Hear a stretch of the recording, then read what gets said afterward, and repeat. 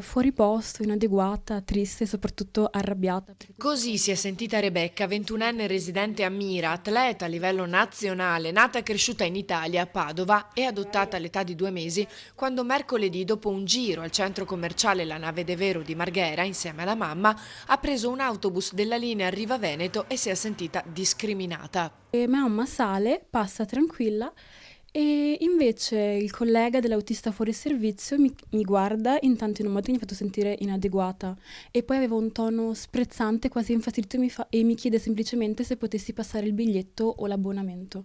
Io l'ho passato tranquillamente. Ma la mamma di Rebecca, Cristina, non ha digerito quel comportamento e ha chiesto spiegazioni. L'autista ha fatto finta di niente e ha continuato a guidare, che è stato quasi peggio del comportamento che ha avuto il suo collega, mentre appunto il collega ha detto che lui non era razzista, ma me l'ha chiesto soltanto perché in genere quelli come me il biglietto non lo pagano. È vero, molti stranieri non scelgono di non pagare il biglietto, anzi di non comprarlo proprio. E io viaggiando in autobus tutti i giorni da Mestre a Padova ne vedo un sacco, però questa non è una giustificazione per fare di tutta l'erba un fascio, secondo me.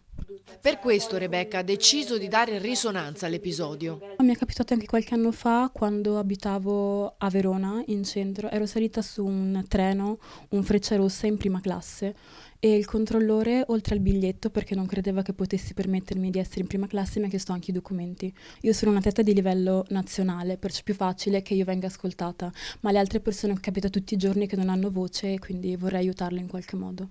Non arrendetevi, alzate la voce e fatevi rispettare.